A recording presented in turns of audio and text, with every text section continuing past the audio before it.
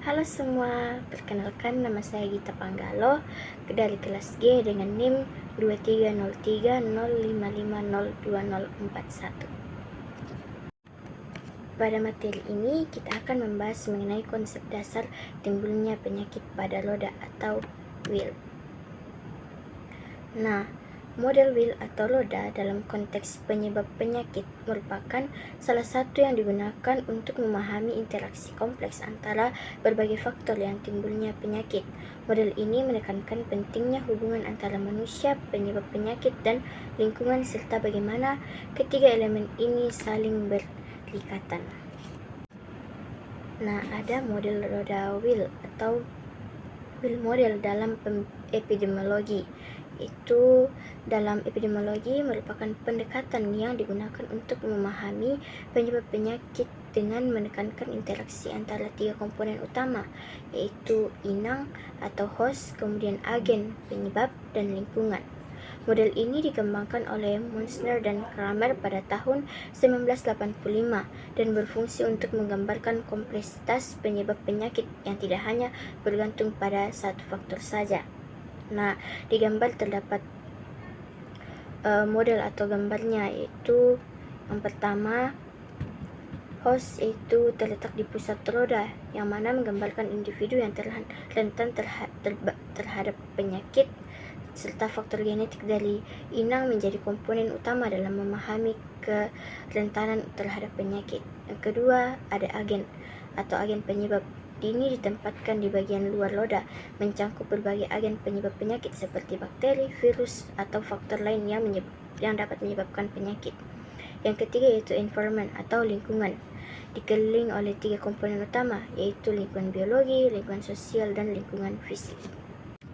Kita akan membahas lebih dalam mengenai inang atau host, agen, dan lingkungan. Yang pertama yaitu inang. Karakteristik inang yang berpengaruh pada penyakit menurut model roda atau wheel model dalam epidemiologi itu antara lain faktor genetik, yang mana komponen utama dalam memahami kerentanan terhadap penyakit, yaitu variasi genetik dapat mempengaruhi risiko dan prognosis penyakit. Contohnya gen tertentu yang dapat meningkatkan kerentanan terhadap penyakit autoimun atau kanker. Yang kedua, usia. Usia dapat mengaruhi risiko dan manifestasi penyakit. Pada bayi dan anak-anak rentan terhadap penyakit menular tertentu, sementara orang dewasa lebih rentan terhadap penyakit kronis seperti penyakit jantung dan diabetes. Kemudian status gizi. Status gizi yang buruk dapat meningkatkan kerentanan terhadap infeksi dan memperlambat pemulihan kekurangan gizi. Dapat menyebabkan penyakit seperti gizi buruk, anemia, dan defisiensi vitamin. Yang terakhir yaitu kondisi imunitas.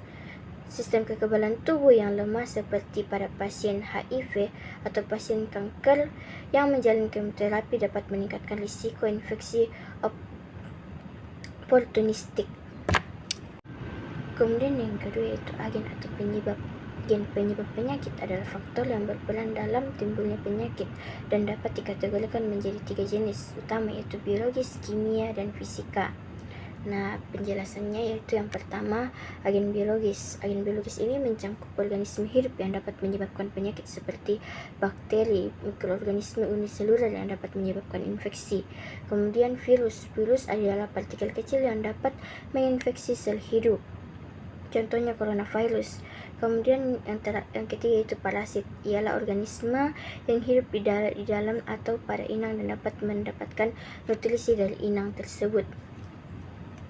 Nah, kemudian yang kedua itu agen kimia. Agen kimia sendiri adalah zat-zat yang dapat menyebabkan kerusakan atau gangguan kesehatan, yaitu toksin, yang mana zat racun yang dihasilkan oleh organisme hidup.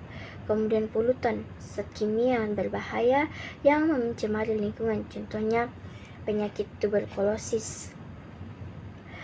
Untuk agen fisika mencangkup faktor-faktor non-hidup yang dapat menyebabkan cedera atau penyakit seperti trauma akibat kecelakaan, kemudian radiasi akibat ultraviolet atau sinar UV. Yang ketiga yaitu environment atau lingkungan. Lingkungan memainkan peran penting dalam timbulnya penyakit dan dapat mempengaruhi kesehatan individu dan populasi secara signifikan. Yang pertama, lingkungan fisik. Lingkungan fisik mencakup kondisi alam dan infrastruktur yang dapat mempengaruhi kesehatan. Beberapa faktornya yaitu iklim dan cuaca. Yang misalnya iklim pada peningkatan suhu dapat memperluas habitat vektor penyakit seperti nyamuk yang dapat meningkatkan penyebaran penyakit seperti malaria dan demam berdarah. Kemudian cuaca ekstrim seperti banjir dan kekeringan dapat mempengaruhi ketersediaan air bersih dan meningkatkan risiko penyakit menular melalui kontaminasi air. Yang kedua, lingkungan sosial. Lingkungan sosial ini mencakup kondisi ekonomi. Status ekonomi dapat mempengaruhi akses individu terhadap perawatan kesehatan, gizi, dan pendidikan. Kemudian budaya. Budaya sendiri ialah praktik dan norma sosial yang dapat mempengaruhi perilaku kesehatan, misalnya budaya yang tidak mendukung vaksinisasi dan meningkatkan risiko wabah penyakit menular. Yang ketiga, lingkungan biologis. Lingkungan biologis ini mencakup interaksi dengan organisme lain yang dapat mempengaruhi kesehatan. Bagaimana interaksi antara ketiga model tersebut? Yang pertama, interaksi antara host dan agen. Host adalah individu yang rentan terhadap penyakit, sedangkan agen adalah penyebab penyakit itu sendiri, seperti bakteri, virus, ataupun parasit. Ketika agen penyakit masuk ke dalam tubuh host, mereka dapat berkembang biak dan menyebabkan reaksi fisiologi yang mengarah pada gejala penyakit. Kemudian yang kedua, interaksi antara host dan environment, yang mana lingkungan mempengaruhi kesehatan host melalui berbagai faktor seperti sanitasi, kualitas udara, dan kondisi sosial ekonomi. Lingkungan yang tidak sehat tentunya dapat memperburuk kesehatan host. Kemudian yang ketiga yaitu lingkungan antara agen dan environment. Lingkungan antara agen dan environment mempengaruhi viabilitas dan penyebaran agen penyakit. Misalnya kelembapan dan suhu dapat mempengaruhi kemampuan virus atau bakteri untuk bertahan hidup di lingkungannya. Kemudian interaksi ketiga komponen. Interaksi ketiga komponen ini lebih luas cakupannya. Contohnya pada flu. Flu adalah contoh klasik yang terjadi antara interaksi antara host, agen, dan environment. Agen ialah virus itu sendiri yang dapat bermutasi dan memiliki berbagai strain. Kemudian hostnya ialah individu dengan berbagai karakteristik seperti usia, status gizi, dan kondisi kesehatan umum, misalnya pada anak-anak maupun orang tua. Kemudian environment-nya, lingkungannya, yaitu kondisi cuaca dingin dan lembab, serta lingkungan sosial yang memungkinkan penularan virus seperti kerumunan orang di dalam ruangan. Interaksi ini menunjukkan bagaimana ketiga komponen saling mempengaruhi dan berkontribusi pada penyebaran penyakit, serta pentingnya pendekatan holistik dalam pencegahan dan pengendalian penyakit. Nah, adapun contoh kasus tidak menular yaitu pada jantung, yang mana hostnya ialah faktor genetik, yaitu riwayat keluarga dengan penyakit jantung meningkatkan risiko terjadinya jantung. Kemudian usia dan jenis kelamin. Pada laki-laki yang bertambah usia tentunya semakin meningkat pula risiko penyakit jantung itu sendiri. Kemudian gaya hidup merokok, pola makan tidak sehat, dan kurang aktivitas fisik meningkatkan risiko terjadinya. Nah, agennya ialah lingkungan sosial, yang mana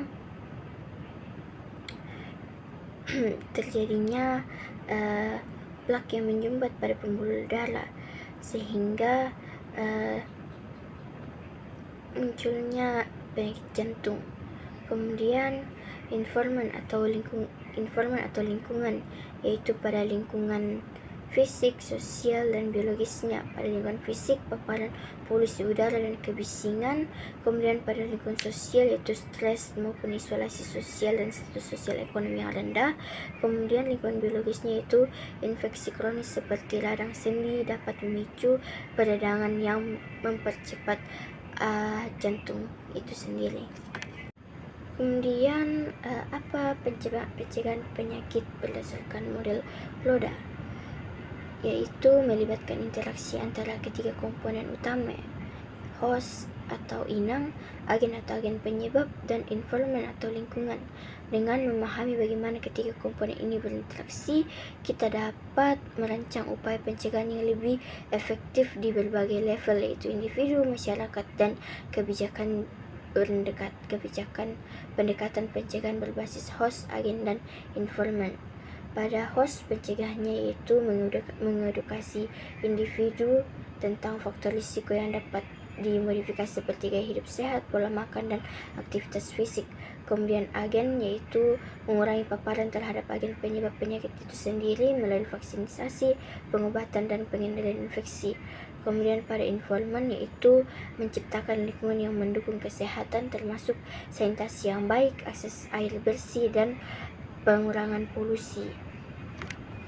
Adapun rangkuman yang saya buat yaitu yang pertama, memahami penyebab penyakit. Model roda membantu dalam mengidentifikasi dan menganalisis faktor-faktor yang berkontribusi pada timbulnya penyakit dengan memahami bagaimana host, agent, dan informan saling berinteraksi. Kemudian yang kedua, pencegahan dan intervensi. Dengan menganalisis interaksi antara ketiga komponen model ini memungkinkan pengembangan strategi pencegahan yang lebih efektif. Yang ketiga, keseimbangan kesehatan, yang mana menunjukkan bahwa kesehatan individu atau populasi bergantung pada keseimbangan antara host, agent, dan informan. Kemudian pentingnya interaksi antara host, agent, dan informan dalam epidemiologi. Kompleksitas penyakit tidak terjadi dalam isolasi. Interaksi antara host, agent, dan informan menciptakan konteks yang kompleks di mana penyakit dapat muncul ketika tubuh lemah. Kemudian strategi pengendaliannya yaitu memahami interaksi yang memungkinkan para epidemiolog dan pembuat kebijakan untuk merancang program kesehatan masyarakat yang lebih efektif. Kemudian peningkatan kesadaran, tentunya jika kita sadar akan faktor risiko yang dialami, maka kita pasti bisa mengurangi penyakit-penyakit yang menular maupun tidak menular. Sekian daripada saya, terima kasih.